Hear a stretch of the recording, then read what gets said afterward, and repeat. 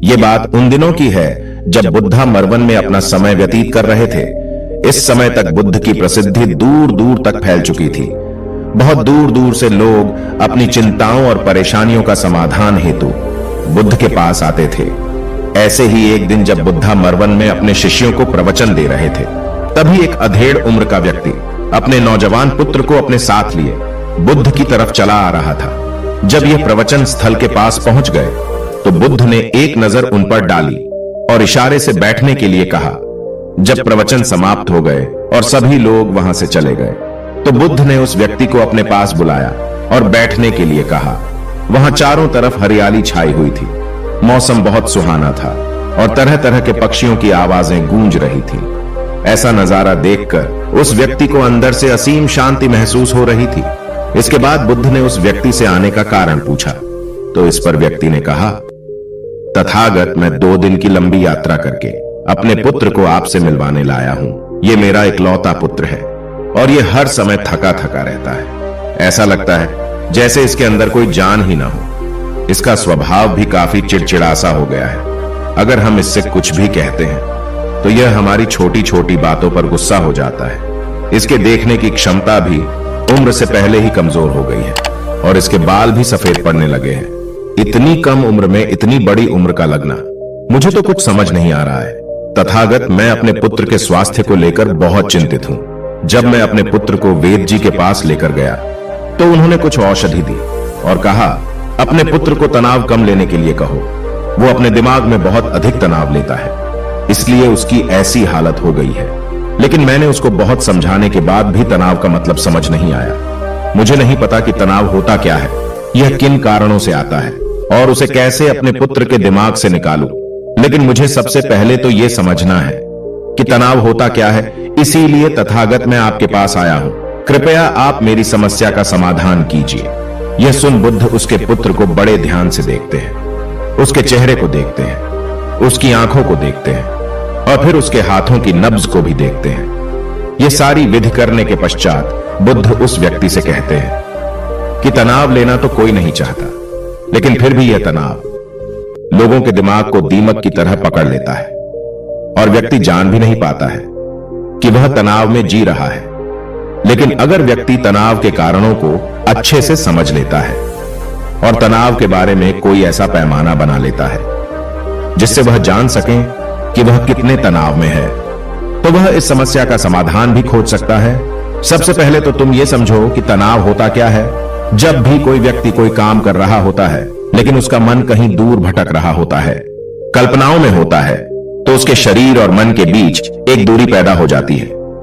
यह दूरी जितनी अधिक होगी, व्यक्ति उतनी ही ज्यादा बेहोशी की अवस्था में होता है और शरीर व मन के बीच की इसी दूरी और खिंचाव को तनाव कहा जाता है। आखिर कोई पसंदीदा खेल खेलने के बाद व्यक्ति चुस्ती और प्रसन्नता से क्यों भर जाता है, जबकि उसने तो अपने शरीर को थकाया है। लेकिन समझने वाली बात यह है कि खेलते समय मन और शरीर एक साथ पूरी तरह से उस खेल में केंद्रित होते हैं, जिससे शरीर और मन के बीच दूरी पैदा नहीं होती और कोई तनाव पैदा नहीं होता। और अगर दिमाग में कोई तनाव था तो वो भी दूर हो जाता है। लेकिन इसके विपरीत, जब हम कोई ऐसा काम करते हैं जो हमें पसंद नहीं है, तो हमारा शरीर तो उस काम को कर रहा होता है, लेकिन हमारा मन कहीं दूर कल्पनाओं में भटक रहा होता है, जिससे शरीर और मन के बीच एक दूरी पैदा हो गई और तनाव ने जन्म ले लिया। इसीलिए व्यक्ति को एक समय पर सिर्फ एक ही काम करना चाहिए और अपने तन और मन की सारी शक्ति उसी एक काम पर लगा देनी चाहिए, जिससे व्यक्ति के अंदर तनाव पैदा ही ना हो। इसके बाद बुद्ध ने कहा, तनाव पैदा होने के मुख्य 8 कारण होते हैं और जिसने इन कारणों को समझ लिया वो जीवन भर तनाव मुक्त रह सकता है। मुख्य कारणों में सबसे पहला कारण है अति महत्वाकांक्षी होना। महत्वाकांक्षी होना अच्छी बात है, लेकिन क्या कभी आपने इस बात पर ध्यान दिया है कि इंसान के लक्ष्य कभी पूरे ही नहीं होते हैं। उसका एक लक्ष्य पूरा हुआ नहीं कि वह दूसरे की तरफ भागने लगता है, दूसरा पूरा हुआ तो तीसरे की तरफ, और इस तरीके से वो अपने लक्ष्यों को पाने के लिए जिंदगी भर गोल गोल घूमता रहता है। इसीलिए जो व्यक्ति अति महत्वाकांक्षी होता है, जिसने बड़े बड़े लक्ष्य बनाए होते हैं, वह वर्तमान में कभी रह नहीं पाता है। उसका मन सदैव भविष्य की योजनाएं बनाने में ही व्यस्त रहता है। उसका शरीर तो वर्तमान में रहता है, लेकिन मन भविष्य में ही रहता है, जिससे मन और शरीर के बीच दूरी पैदा हो जाती है और वह तनाव भरी जिंदगी जीने लगता है। बुद्ध के मुंह से यह बात सुन उस लड़के ने कहा, है बुद्ध, तो फिर इसका मतलब है कि हमें लक्ष्य नहीं बनाना चाहिए, क्योंकि लक्ष्य बनाना भी तो महत्वाकांक्षा ही है। इस पर बुद्ध ने कहा, जीवन में लक्ष्य बनाना कोई गलत बात नहीं है, लेकिन समस्या तब उत्पन्न होती है जब वो अपना पूरा ध्यान उस लक्ष्य से मिलने वाले परिणाम पर ही लगा देते हैं और उसके परिणाम की चिंता करते रहते हैं। व्यक्ति को वर्तमान में जीना आना चाहिए। आप लक्ष्य बनाइए और उस लक्ष्य की प्राप्ति के लिए कड़ी मेहनत करिए, लेकिन साथ ही साथ आपको इस बात का भी ज्ञान होना चाहिए कि आप अभी वर्तमान में जी रहे हैं और वर्तमान ही सत्य है। बुद्ध ने आगे कहा, तनाव का दूसरा सबसे बड़ा कारण है ईर्ष्या करना है। जब व्यक्ति ईर्ष्या और जलन से भर जाता है तो उसका मन अंदर से सड़ने लगता है। ईर्ष्या एक आंतरिक घाव है। आंतरिक घाव यानी मन का घाव। व्यक्ति के शरीर का घाव तो भर सकता है, लेकिन मन का घाव कभी नहीं भर सकता। इसीलिए व्यक्ति को दूसरे की खुशी और तरक्की से कभी ईर्ष्या नहीं करनी चाहिए, क्योंकि ईर्ष्या तनाव का कारण है। इसके बाद बुद्ध ने तनाव का तीसरा कारण बताते हुए कहा कि आरुषिपूर्ण काम न करना, इससे भी मन में तनाव पैदा होता है। जो काम करना हमें पसंद ही नहीं है, जिस काम में हमारी रुचि ही नहीं है, उस काम में हमारा मन लग ही नहीं पाएगा। हमारा शरीर तो वहीं बैठा रहेगा, लेकिन हमारा मन कल्पनाओं की उड़ान भरेगा, जिससे शरीर और मन के बीच दूरी पैदा हो जाती है और व्यक्ति तनावग्रस्त हो जाता है। इसीलिए इंसान को हमेशा अपनी रुचि के अनुसार ही कार्य करना चाहिए। अगर व्यक्ति ने यह पता कर लिया कि उसे कौन सा काम करना पसंद है और वो उसी काम को अपने जीवन का लक्ष्य बना लेता है, तो फिर वो काम उसके लिए काम नहीं बल्कि एक खेल बन जाता है। फिर बुद्ध ने कहा, तनाव का चौथा कारण होता है किसी दूसरे से अच्छा रखना। बुद्ध ने उस व्यक्ति की ओर इशारा करते हुए कहा, एक पिता होने के नाते तुम्हारी अपने पुत्र से बहुत सी अपेक्षाएं होगी कि तुम्हारा पुत्र एक बहुत ही कामयाब इंसान बने, तुम्हारा नाम रोशन करे, जैसा तुम चाहते हो उस तरह का जीवन जिए, तुम्हारी हर बात माने। लेकिन क्या आज तक कभी किसी की सारी अपेक्षाएं पूरी हुई है? जब भी कोई व्यक्ति किसी दूसरे से कोई अपेक्षा रखने लगता है तो वो अनजाने में अपने लिए तनाव पैदा करने लगता है। जरा सोचो कि अगर तुम्हारा बेटा तुम्हारे अनुसार काम नहीं कर रहा है और वो नहीं बन पा रहा है जो तुम उसे बनाना चाहते हो, तो निश्चित रूप से तुम्हारे दिमाग को तनाव तुम्हें पकड़ लेगा। तुम तनाव से भरा जीवन जीना शुरू कर दोगे और इस तनाव के बस में आकर तुम ऐसा व्यवहार करोगे, ऐसी बातें करोगे कि तुम्हारा अपने पुत्र के साथ संबंध और भी खराब होता चला जाएगा। इसीलिए व्यक्ति को जितना हो सके उतनी कम अपेक्षाएं दूसरों से रखनी चाहिए, और अगर पूरी तरह से तनाव मुक्त रहना है तो दूसरों से अपेक्षा रखना ही बंद कर दो। इसके बाद बुद्ध ने कहा कि शारीरिक कष्ट भी इंसान के तनाव का एक कारण होता है। जब व्यक्ति किसी शारीरिक पीड़ा से गुजर रहा होता है तो उसका पूरा ध्यान अपने उस शारीरिक दर्द पर होता है और वो पूरे दिन बस उसी के बारे में सोचता रहता है, जिससे उसका मन दुख के विचारों से भर जाता है और ऐसी स्थिति में व्यक्ति तनावग्रस्त रहने लगता है। यह सुन उस व्यक्ति ने कहा कि हे बुद्ध, शारीरिक दुख तो किसी भी व्यक्ति को हो सकता है, तो फिर क्या हुआ? व्यक्ति जीवन भर तनाव में ही जिएगा? इसका जवाब देते हुए बुद्ध ने कहा कि इंसान को यह बात समझनी चाहिए कि हमारा जीवन दुखों का आधार है।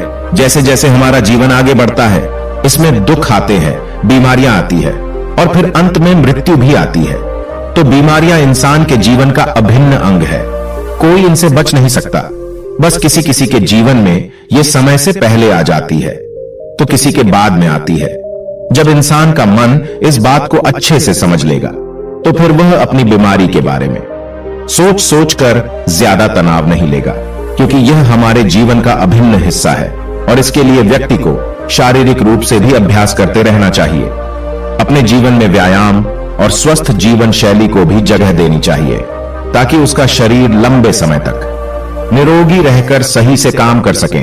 तनाव का अगला कारण होता है अपनी योजनाओं को समझने के लिए समय न देना। कुछ लोगों के दिमाग में कोई विचार आया ही नहीं कि वो बिना सोचे समझे उस पर काम करना शुरू कर देते हैं, और जब उस काम में उन्हें असफलता मिलती है तो वह तनाव से भर जाते हैं, क्योंकि उन्होंने उस काम को शुरू करने से पहले उसके बारे में पूरी जानकारी इकट्ठा नहीं की थी।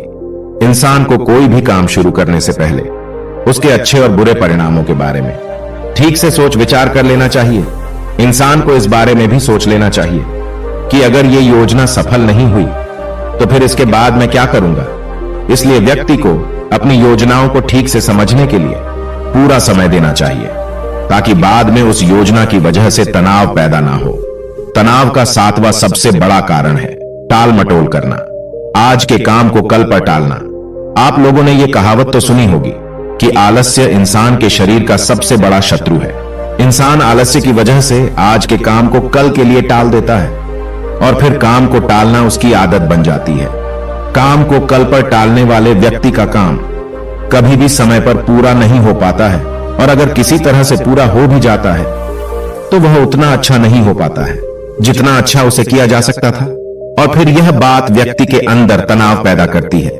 लेकिन काम को टालना या काम को एकदम अंत समय पर करना एक आदत है, इसीलिए व्यक्ति ना चाहते हुए भी बार बार अपनी इस आदत का शिकार बन जाता है और काम को टालता रहता है। और फिर जब काम की समय सीमा पास आ जाती है तो वह तनाव से भरकर काम को पूरा करने का प्रयास करता है। इसीलिए तनाव मुक्त रहने के लिए व्यक्ति को काम को टालने की आदत छोड़नी पड़ेगी, और यह तभी संभव है जब व्यक्ति काम को समय से पहले खत्म करने का निश्चय करे। सबसे आखिरी और सबसे प्रमुख कारण जो तनाव का होता है वो है ज्यादा सोचना।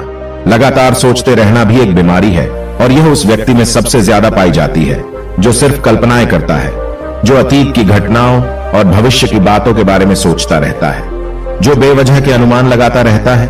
इसीलिए व्यक्ति को ज्यादा सोचने की आदत पर लगाम लगाना चाहिए। इसके लिए जितना हो सके खुद को काम में व्यस्त रखना चाहिए, और हर दिन ध्यान का अभ्यास करने को अपने जीवन का हिस्सा बना लेना चाहिए।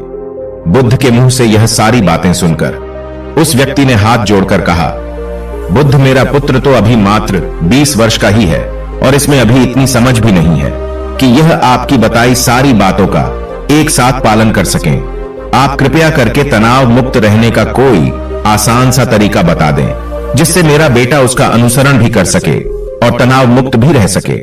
उस व्यक्ति की यह प्रार्थना सुन बुद्ध ने कुछ सोचते हुए जवाब दिया, अगर तुम इतनी सारी बातों का पालन नहीं कर सकते हैं तो इसके लिए एक बहुत ही आसान विधि है। तुम एक बार मैं एक काम को करने पर ध्यान लगाओ, जो भी काम कर रहे हो उस समय पर सिर्फ उसी काम को करो, सिर्फ उस पर ही अपना पूरा ध्यान लगाओ। और अगर तुम्हारा मन इधर उधर भटक जाता है तो जैसे ही तुम्हें याद आए उसे वापस फिर उसी काम में लगा दो। यह सबसे आसान और अच्छा तरीका है तनाव मुक्त रहने का।